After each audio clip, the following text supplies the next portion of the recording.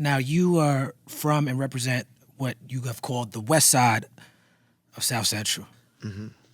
West Boulevard, Slauson. Crip neighborhood, rolling 60s, right? I've heard you talk about your version of Crippin' being growing up around family men who protected the community and employ the African tradition of it takes a village to raise a child. Yeah. And obviously the problems that come with gangbanging are still there, obviously. But from the perspective of somebody who grew up in it, for someone who's outside of it, like myself and a lot of people who are watching, can you break down what you mean about your version and your perception of what it meant to be a Crip growing up, being different from what the world thinks it means? Yeah. Well, you know, for me personally, you know, growing up in South Central and all through LA, but mainly the west side of South Central, the Crenshaw district, was those, as a young kid, those were the guys that I saw around, you know. Those were the guys that I saw around, you know, Crips that just happened to be from the area that I was living in, you know what I'm saying? And you know, I was aware of a lot of things that was going down, but I was also equally aware of the greatness that was going down. Like, you know, I always say,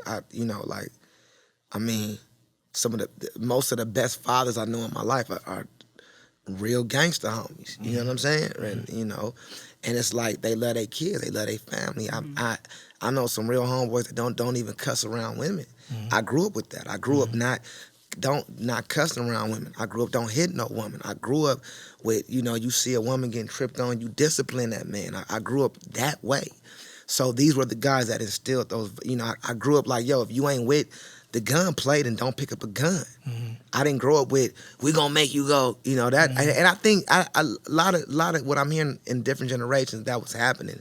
But I think a lot of that is sensationalized with movies as well, and media and everything, because a real big homie like my big homies, you know what I'm saying, they always let me know the honesty, truth, and they said, if you have any type of gift or ability to do anything, you should do that. You know what I'm saying? You'll be loved by the neighborhood, embraced by the neighborhood, but you should be you. So my perspective of Crippin' has always been the most humblest thing ever. I mean, I've only seen gentlemen.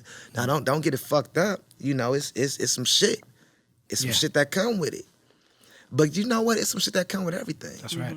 Like, that's right. You know, I hate when motherfuckers say black on black crime and all. Man, there's some shit come with everything, bro. You know what I'm saying? Yeah. So, for me personally, you know, like I say, in my experience, 100% of the best fathers been gangsters.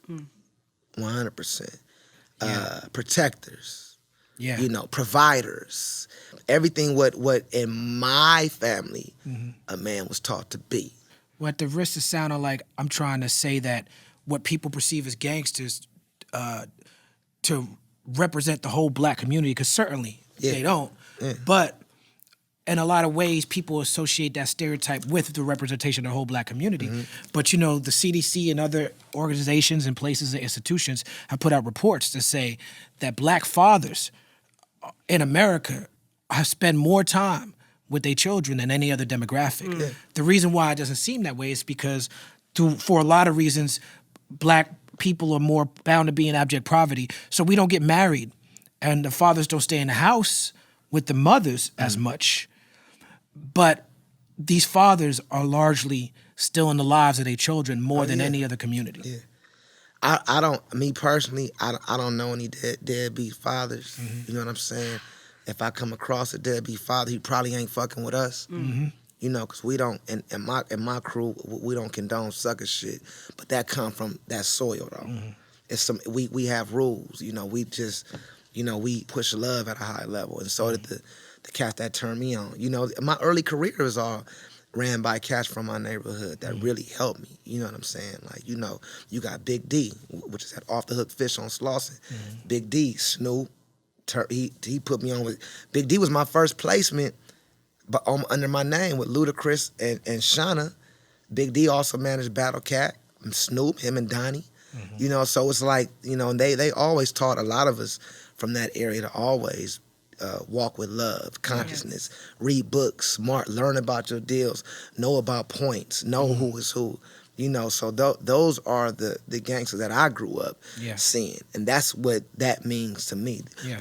The same thing with the blood card though. I got family that's Bloods as well. It's the same. It's all African shit though. Right. Yeah. It's all African. Yeah. You know what I'm saying? It's not. It's all 100%. It's tribal. It's African. Who taught me that is Nipsey. He was younger than me. He can make that connection. He 'cause taught see it me. in his family. Yeah, I remember I was going to Africa for the first time. I'm about to go to Africa. He said, man, I got to pull up on you and tell you what's up. And he pulled up on me and he gave me a whole 4-hour, you know what I'm saying?